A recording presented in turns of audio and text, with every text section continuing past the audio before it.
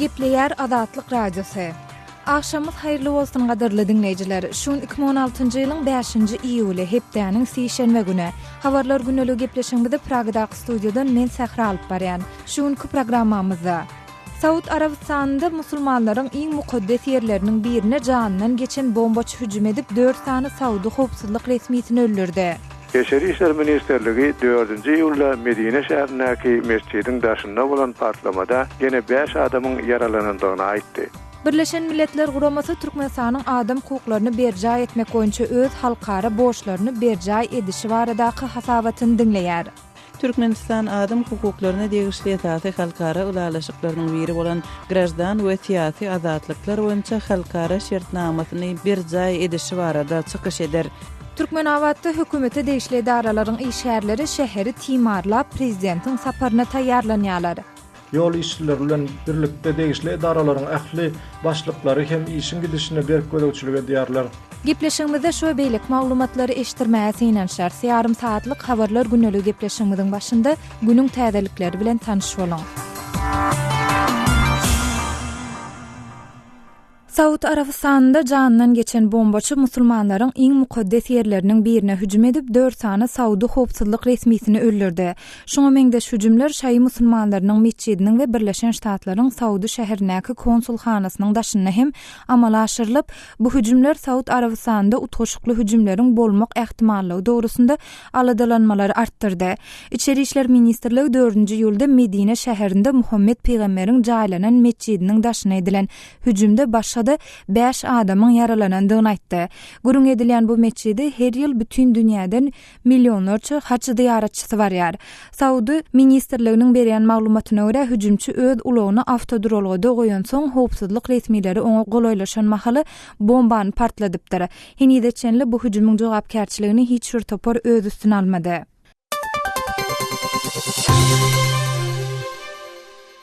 Fransuz kanun çıkarcıları halkara terrorizmin awandyrýan howpy dogrusunda artýan aladalanmalary jogap hökmünde ýurdun aň togulluğunda düýpli ütgeşikleri amala aşyrmagy maslahat berdiler. Gurung edilen reformalaryň düzümine Fransanyň dürli aň togulluklaryny terrorizme garşy ýeketek milli agentligi birleşdirmek hem girýär. Bu rekomendasiýalar geçen ýylyň noýabr aýynda Parijde Islam döwleti atly toparyň ýaragly adamlary we bombaçylary utgaşykly hüjümleri amala aşyryp 130 adamy öldürenden soň Fransuz parlamentiniň geçiren derňewleriniň netijesidir. Derňew komissiýasynyň prezidenti George Fenikine salgylanyp berilen maglumatda halkara terrorizm bilen ýüze-ýüz bolýan wagtymyz aň-tow meselesinde hassa hyjyly bolmalydyr diýilýär.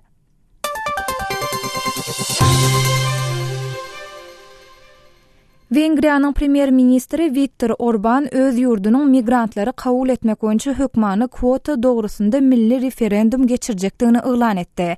2-nji oktýabrda amala aşyrylmagy gödöňüne tutulýan bu hereket Ýewropa Birleşigi 2-nji jahan urşundan bäri iň uly migrant akymy bilen ýüze-ýüz bolýan mahaly Birleşigi agza ýurtlaryň arasynda bölünşikli dawalary hassa güýçlendirjegi meňdeýär.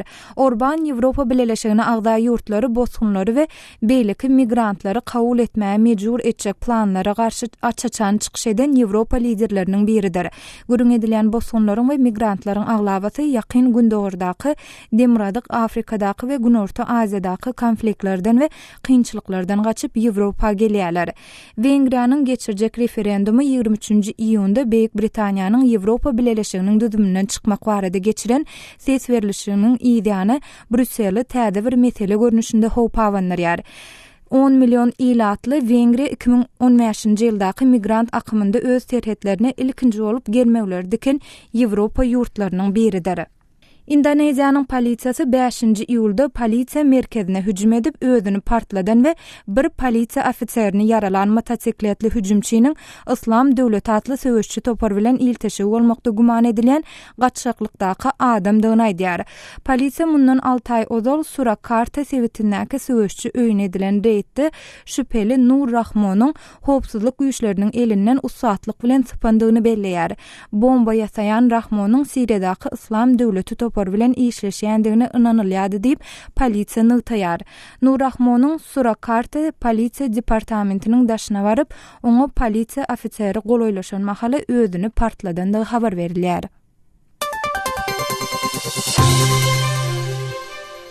El Al Hava Yolları kampaniýasyna degişli uçar gatnawynda bombanyň bardy barada habar berilenden soň Şwitsariýanyň hawa güýçleriniň uçary New York şäherinden Tel Aviwa uçýan Israil uçarynyň ýany bilen uçdy. El Al Hava Yolları kampaniýasynyň medeniýet wekiline salgylanyp berilýän maglumata görä, şeýle çäranyň amala aşyrylmagyny anonim maglumatyň gelip gowuşmagy itergi beripdir. Şeýle de ol Boeing 747 uçarynyň LY002 belgili gatnawynyň planlaşdyrylyşy dowam edýändigini aýtdy. Ben Gurion adyndaky aeroporta gonmagy planlaşdyrylýan uçarda näçe ýolagçynyň bardy barada häzirlikçe anyk maglumat berilmeýär. Hormatly dinleýijiler, siz şu saatyň käbir möhüm habarlaryny dinlediňiz. Gepleşigimizi dowam etdirýäs.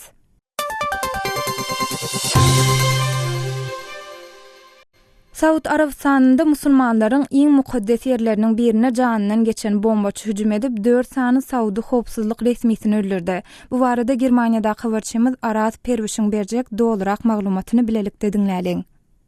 Saud Arabistan'a aslamın bir mukaddes mekanynyň goloýyna bolan partlamada 4 sany howpsuzlyk işgäri öldü. Ýurdun ýene 2 şäherine biri bir şahy mescidiniň beýleksem Amerikanyň konsulxanasynyň goloýyna 2 hüjüm amala aşyryldy. Bularyň koordinerlenen hüjümleri bolmagy mümkin diýilip gorky edilýär. Beşeri işler ministerligi 4-nji ýylda Medine şäherindäki mescidiň daşynda bolan partlamada ýene 5 adamyň yaralanandygyny aýtdy. Muhammed Peýgamberiň mazarynyň gapdalyna ýerleşýän bu mescide haç saparyna tutuş dünýäden ýylla millionlarça adam ziyaret barýar. Ministerligiň aýtmagyna görä hüjümçi howpsuzlyk işgärleri şüpheleninden soň bombany autoolog goýulýan ýerde ýerleşdiripdir. Hüjümleriň hiç birinin jogapkärçiligini entek öz üstüne alan ýok. Bolan partlamalar musulmanlaryň mukaddes Oraza bayramyna gabat geldi. Öten hepde hem Türkiýede, Bangladeşde we Irakda bolan bombaly hüjümleri İslam döwleti adly toparyň amala aşyrandygy aýdylýar. Saudi telekanaly partlamadan sanlyca saga soňra müňlerçe adamyň mescidde gorky ürküsiz namaz okap oturanyny görkezdi. Ýurdun günnägoruna ilatynyň aglab we köplügi şaýlardan durýan Katif şäherinem bir şahy mescidiniň goloýyna bir ýa 2 partlama boldy. Howpsuzlyk güýçleriniň medeniýet wekili bu barada köp maglumat bermän bombany partladanyň we ýene 2 adamyň şahsiýetiniň anyklanandygyny aýtdy. Bölek bolan jeset janyndan geçen bombaçynyň jesedi bolmaly. Katifde bolan partlamadan soňraky ýagdaýy görkezlendigi aýdylýan sosial ulgamda ýaýran videoda gaharly märeke we ýerde gana ulaşyp ýatan bir jeset görünýär. Ondan bir näçe sagat öňhem Saud Arabistanynyň 2-nji şäheri bolan Jeddede Birleşen Ştatlaryň konsulxanasynyň goloýyna bolan partlamada janynyň geçen hüjümçi öldürilip 2 adam yaralandy. Howpsuzlyk işgärleriniň biri hüjümçiniň bombany partlatmazdan öň konsulxananyň we bir mescidiň goloýyna autoologyny goýandygyny aýdýar. Häkimiýetler hüjümçiniň kimdigini anyklapdyrlar. Ol aýaly we maşgalasy bilen şol şäherde ýaşaýan 34 ýaşly Pakistanly sürüji Abdullah Kazzarxan. Bir Amerikan resmiýetiniň bildirmegine görä Jeddede bolan partlamada Birleşen Ştatlaryň raýatlaryna ýa konsulxananyň işgärlerine ziýan ýetmendir. Beşeri işler ministerliginiň sözçüsi General Mansur Al-Turki El-Akhbariyye telekanalyna partlamanyň Amerikanyň konsulxanasyndan mescide ýakyn ýerde bolandygyny aýtdy. Hüjümleriň hiç birisiniň jogapkärçiligini entek öz üstüne alan bolmasa da Beşeri işler ministerligi ýoldan çykan elementler diýip İslam döwleti adly jeňçi topara guman edilýändigini bildirdi. Habarçymyz Aras Perwişiň taýýarlan maglumatyny dinlediňiz.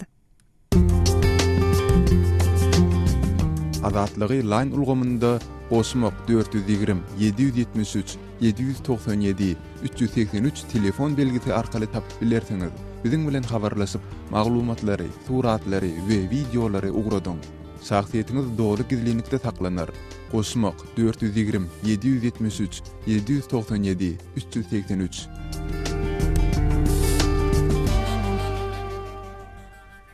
Birleşen Milletler Guramasy Türkmenistanyň adam hukuklaryny berja etmek boýunça öz halkara borçlaryny berja edişi baradaky hasabatyny dinleýär.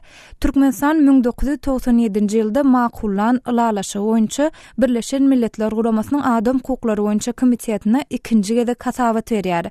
Bu barada kärdeşim Gözelin taýýarlan maglumatyny dinläliň. Birleşen Milletler Guramasy Türkmenistanyň adam hukuklaryny berza etmek boýunça halkara borçlaryny berza edişi barada hatawatyny diňler. Birleşen Milletler Guramasynyň adam hukuklary boýunça komitetiniň 5-nji ýylda Jenewada geçirýän diňlenşiginde Türkmenistan adam hukuklaryna degişli esasy halkara ulalaşyklarynyň biri bolan grajdan we siýasy azatlyklar boýunça halkara şertnamasyny berza edişi barada çykyş eder. Türkmenistan 1997-nji ýylda makullanan ulalaşyk Birleşen Milletler Guramasynyň adam hukuklary boýunça komitetine 2-nji edek hatawat berýär. Ýurdun ozalky hatawaty 2010-njy ýylda diňlenipdi. Adam hukuklary boýunça halkara partnerligi Guramasy Türkmenistanyň şol maslahatda tanqid edilendigini öz maglumatynda bellidi. 5-nji ýylda geçirilýän ýapyk maslahatda Türkmenistanyň adam hukuklaryny berza etme ugrunda 2010-njy ýyldan bäri amala aşyran çärelerine tin beriler.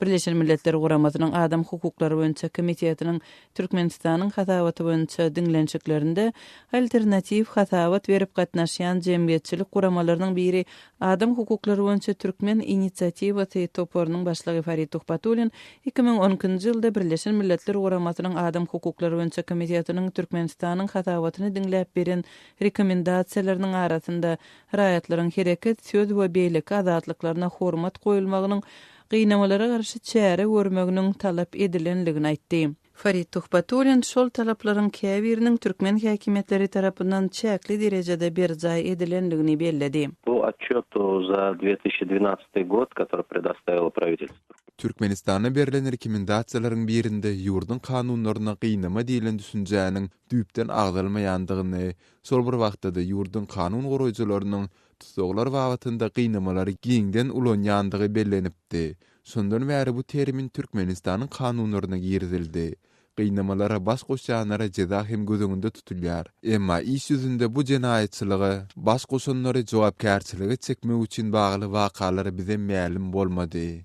Правоохранители наказывали за применение пыток. Birleşen Milletler Guramasynyň adam hukuklary boýunça komitetiniň Türkmenistanda adam hukuklarynyň ýagdaýyna döwürleýin sininiň Türkmen resmiýetleriniň taýýarlan nowatdaky hatawatynyň esasynda geçirilýänligi şeýle-de adam hukuklaryny goraýjy guramalarynyň hem hatawatlary diňlenip ýurda beriljek sowallaryň taýýarlanýanlygy habar berilýär. Türkmenistanyň häkimetleri bu sowallara döwürleýin sinleriň indiki ýylyň baharyna planlaşdyrylan jemleýiji tapgyrynda jogap bermelidigi bellenýär. Adam hukuklary boýunça Türkmen inisiatiwaty Guramasynyň müdiri Farid Tuhpatulin Türkmen häkimetleriniň resmi hatawatlarynda ýurtda edilen işler hökmünde esasan kanunlaryň kabul edilmeginiň görkezilýänligini aýtdy.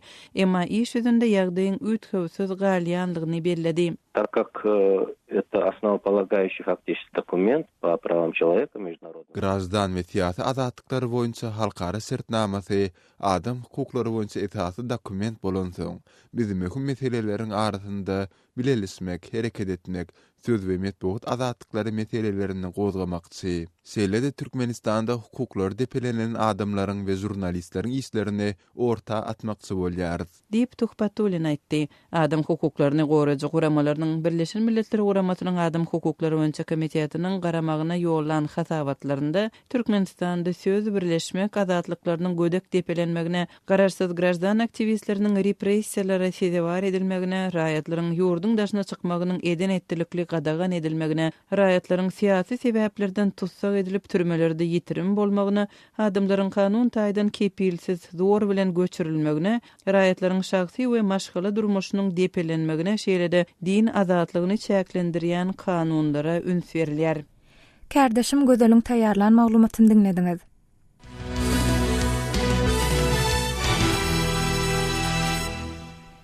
Gepleşigimizi Lewap vilayatynyň gelpowşan maglumatymyz bilen dowam etdirýäs. Şunlar Türkmenawat şäheriniň köçelerinde döwlete degişli idara kärhanalaryň işgärleri şäherde arasaçylyk işlerini geçirip prezidentiň etjek saparyna taýýarlyk görýärler. Şäherdäki binalaryň gopuk ýerleri suw bolup duruk täzelenýär. Ýaşaýyş jaýlaryň köçe tarapyndaky agaç penjireler goparylyp täzeden plastik penjireler goýulýar. Bu işlere degişli idaralaryň ýolbaşçylary berk gözekçilik edýärler. Bu barada Türkmenawatda habarçymyz Röwşen Çaryýew giňişräk maglumat taýýarlady. Şuňlar Türkmenawadyň köçelerinde gaty başagaýlyk, ýollaryň garalarynda dikilen ışıklandyrýış tütünleri bayramçylygy alamatlandyrýan renkli lentalar bilen bezelýär. Ýollar suw purkýan maşinlar bilen ýugylyp arasalanýar. Esasy köçeleriň ählisi diýen ýaly bölekleýin ýapylyp ýol üstündäki işarat belgileri täzeden boýalýar. Agdalýan köçeleriň ugrundaky binalaryň gopuk ýerleri suwalyp timarlanýar we durky täzelenýär. Ýaşaýyş jaýlarynyň ýola çykýan gapdalyndaky agaç penjereler goparylyp täzeden plastik penjereler goýulýar. Garaz hökümeti degişli idaralaryň işgärleri giýje gündüz timarlamak işlerini geçirýärler. Ýol işçileri bilen birlikde degişli idaralaryň ähli başlyklary hem işin gidişine berk gözegçilik edýärler. Beýle ýagdaýlar Türkmenawada prezident Gurbanguly Berdimuhammedowyň 6-7 iýulda boljak sapary bilen baglydygy aýdylýar. Aýdylmagyna görä prezidentiň bu edeki sapary Käwür uly meçhurdäki guruluşyk binalarynyň tamamlanmagy we şol binalaryň açylış dawarasy bilen bagly bolmaly. Bu edek Türkmenawada hemiki zawodyň bir blogynyň we Lewap vilayatynyň Garawekowul etrawynyň täze gurulan delili owazynyň açylmagyna garaşylýar. Gowşýan Käwür maglumatlary görä prezidentiň Türkmenawat Farab köprüsine hem aýlanyp görmegine garaşylýar. Şol sebäpden ýan bir hepde urak wagtdan bäri dürli büdjet idaralarynyň işgärleri tomusky dinç alışdan alınıp galynan ýoksa da kanikul günlerdigine garamazdan okuw jaýyna çağırılan talipler howanyň gyzgyny 40 gradusdan geçse-de elleri baýdakly ýoluň garasyna sürülýär. Adatça talipler we büdjet idaralarynyň işgärleri bilen birlikde bu dawara vilayatyň durly etraplaryndan medeniýet işgärlerinden düzülen tansçy aýdymçy toparlar hem getirilip olar aýdymsaz edýärler. Häzirki wagtda günde diýen ýaly bizler çäre çykarylýar. Adamlar açyljak diýilen binalara gidýän ýollaryň boýunda elleri baýdakly durmaly bolýarlar. Issy howada özünden gidýänler hem bolýar. Garaz öýe gün batandan soň gatyýada gaýdyp gelýäris diýip şäheriň poliklinikasynyň birinde şepagat uýasy bolup işleýän 40 ýaşlaryndaky Aýsultan gurrun berýär. Aýdylmagyna görä büdjet idaralarynyň işgärleriniň işden soň kätede iş wagtydygyna garamazdan çäre çykarylýandygy barada habarlar gelip gowşýar.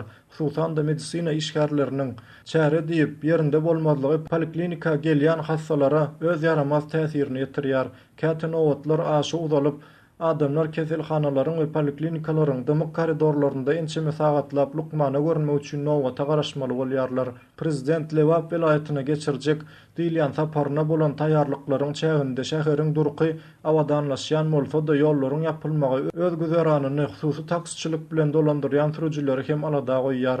Sebäbi olar bir näçe günlük gazanjyndan galýarlar. 3-4 günden bäri ýollar ýapyk taksy saklajak bolýan adamlaryň ýanyna sürüp barmagam kynlaşýar. Şeýle çäreler geçirilse adamlar hem kän bolmaýar. Ýollarda polisiýanyň ýol gözegçilik gullugynyň işgärleri köpelýär diýip özüni şatlyk diýip tanadan 28 ýaşly sürüji Azatlyk radiosyna beren gurrununda aýdýar. Polisiýanyň ýol gözegçilik gullugynyň işgärleri bilen bir katarda ýollarda başga bölümleriň polisiýa işgärleri tarapyndan giňgerimli howpsuzlyk çäreleri hem görülýär. Aýdylmagyna görä mundan 2 gün ozal prezidentiň gelmegi bilen bagly geçiriljek howpsuzlyk çäreleriň gerim marada polisiýanyň vilayat upravleniýasynda etraplardan goşmaçy çağırılan işgärler bilen hem uly ýygnagyň geçirilendigi barada maglumatlar bar. Prezidentiň saparlarynyň ýöneki adamlaryň durmuşyna ýetirýän täsiri barada hem ilat arasynda durly garaýşlar bar. Olaryň käbirler bu hili çärelerden ýadandyklaryny aýtsalar, beýlekleri prezident gelse uzak wagtlap üstün düşürilen ençeme ýerleriň gysga wagtda düzedilýändigine öz begenjini gizlemeýärler. Habarçymyz Rowşan Şaryfoň taýýarlan maglumatyny dinlediňiz. Hormatly dinleýijiler, biz Türkmenawat şäherinde prezident Berdimuhammedowyň etjek saparyna görülýän taýýarlyklar barada ýörüte fotoseri hem çap etdik. Fotoseriga tomaşa etmek isleseňiz, size azathabar.com web-saytymyza syýahat etmäge çağırýas. Web-saytymyza Türkmenistanyň ojak.org, derwede.net proxy saytlar arkaly girip bilersiňiz. Adatlygy isleýän wagtyňyz isleýän ýeriňizde dinlemek isleýärsiňizmi? Munuň üçin SoundCloud tilsiminde Adatlyk radiosyny tapyň we ýazylyň. Adatlyň maglumatlaryny ilkinji bolup dinleň. Play Store'dan ýa-da iTunes'dan SoundCloud'un tilsimini indirmeyi ýatdan çykarmaň. Adatlygy SoundCloud tilsiminde Adatlyk radiosy ýazyp tap bilersiňiz.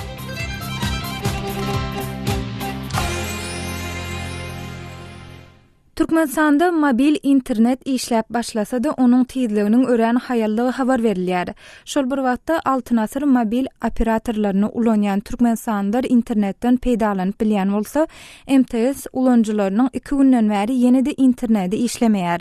Türkmenistanda mobil internetiň häzirki ýagdaýy barada kärdeşim Gözelüň berjek maglumatlaryny bilelikde diňläliň. Türkmenistanda mobil telefonlar arkaly internet aragatnaşygy çäkli bolmagynda galýar. Häzirki wagtda MTS kompaniýasynyň mobil telefonlar arkaly üpçün edýän internet aragatnaşygynyň 4-nji ýyldan bäri 2 günläp işlemeýänligini Altyn Asyr döwlet aragatnaşyk kompaniýasynyň internet hyzmatlarynyň bolsa, duşanbe güni akşam saat 6-a çenli işlemeýänligi, emma şondan soň işleýän hem bolsa ören hayallygyny Azatlyk radiosynyň Türkmenistandaky habarçylary aýdýarlar. Türkmenistanda mobil internetin kesilmegi bilen bagly ýagdaý 25-nji iýunda ýüze çykypdy. Şonda ýurtda mobil telefon aragatnaşygyny üpçün edýän kompaniýalaryň ikisiniň de, ýagny MTS-iň we Altyn Asyryň mobil telefonlaryndaky 3G internet aragatnaşygy kesilipdi. Türkmenistanda internete gözükçülük edýän we internet üpçünçiligine amala aşarýan Türkmen Telekom döwlet şirketiniň adynyň agdalmazlygyny soran resmisi ýurtda mobil telefonlar arkaly internet aragatnaşygynyň çäklendirilmeginiň sebäbini düşündirip, onuň häzirki wagtda 3G görnüşinden 4G görnüşine geçirilýänligini aýtdy. Türkmenistanda mobil internetin şu gedek kesilmeginiň sebäplerini MTS kompaniýasynyň özünden anyklap bolmady. Azatlyk radiosynyň ortaýatyň MTS kompaniýasyndaky çeşmesi Türkmenistanda mobil internetin kesilmegi bilen bagly ýagdaýyň ýygyderli ýüze çykýanlygyny we munyň esasan tehnik näsazlyklary bilen bagly bolup, süýşýän çägeli topragyň aşagyndan geçýän tiýimleriň ýygy-ýygydan sandan çykýanlygyny geçen hepde aýdypdy. Käbir maglumatlarda Türkmenistanda MTS-iň 1.890.000, Altyn Asyryň bolsa 3,5 million ulanajysynyň bardygy habar berilýär. Kärdeşim Gözelüň taýýarlan maglumatyny dinlediňiz.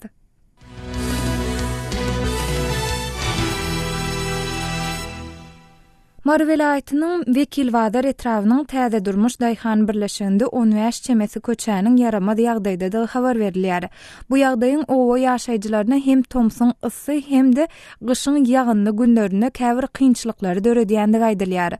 Bu barada täze durmuş daýhan birleşiginden 69 ýaşly pensioner Bibi Gözel daýda Türkmenistana habarçymyz Soltan Açylywa görüň berdi.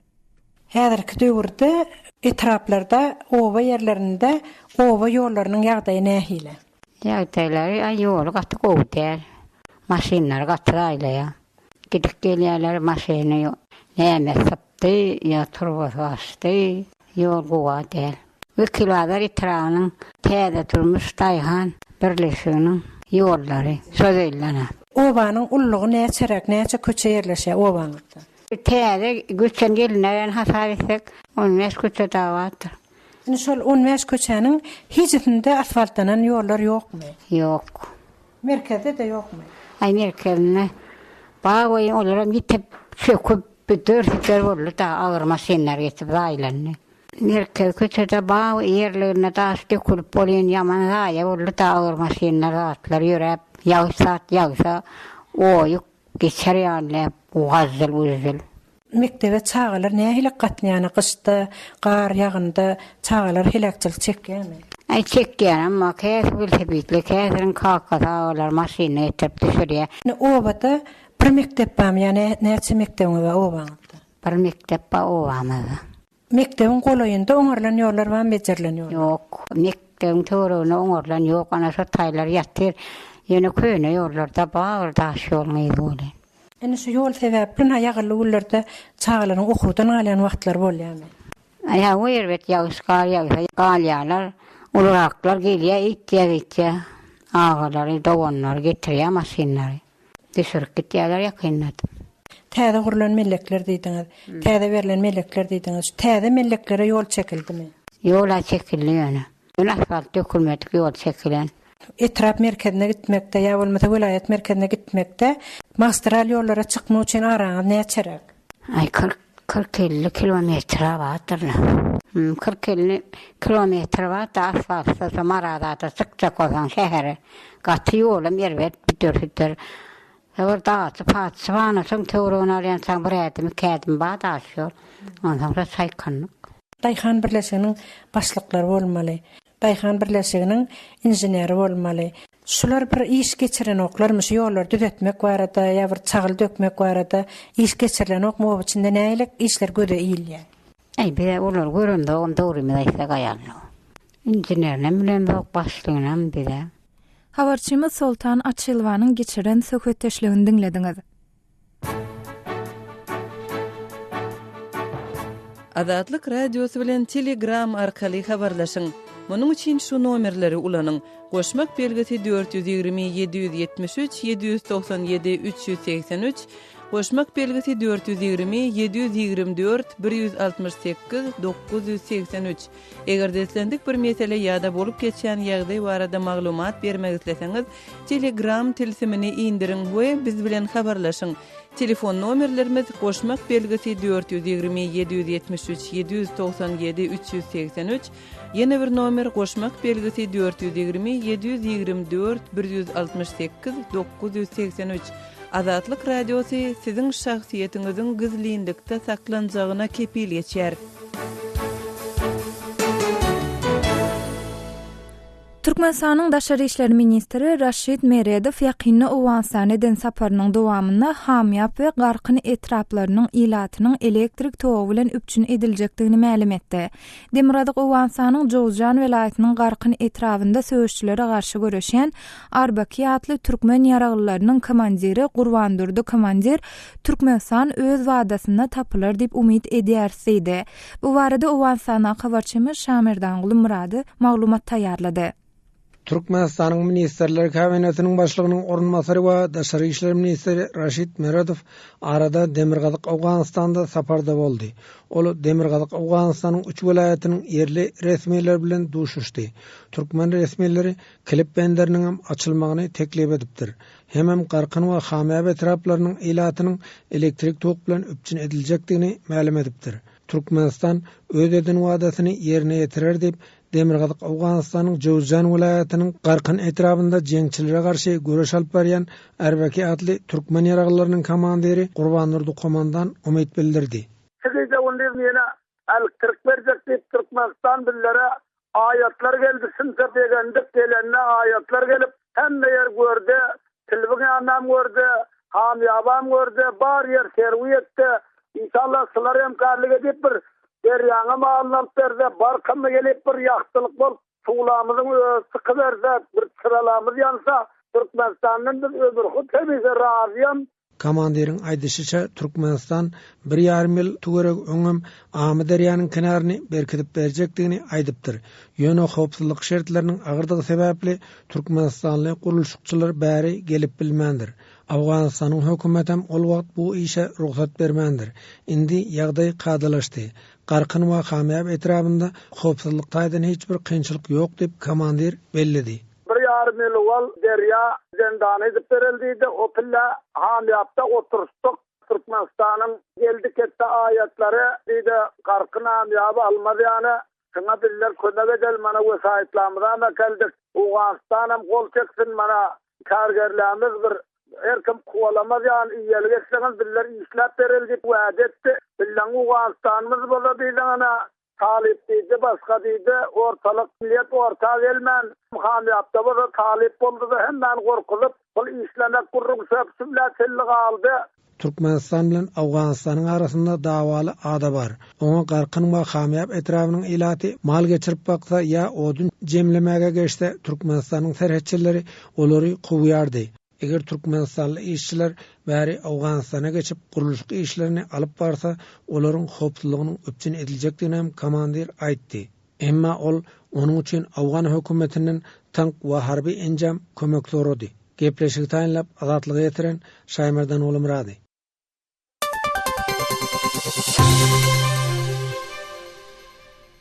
Hormatly dinleyijiler, gepleşigimizde efire giden maglumatlarymyzy we beýleki makaladyr, fotosergilerimizi biziň Facebook, Wkontakte we Twitter sosial ulamlaryna, sahypalarymyzda hem okap tomaşa edip bilersiňiz.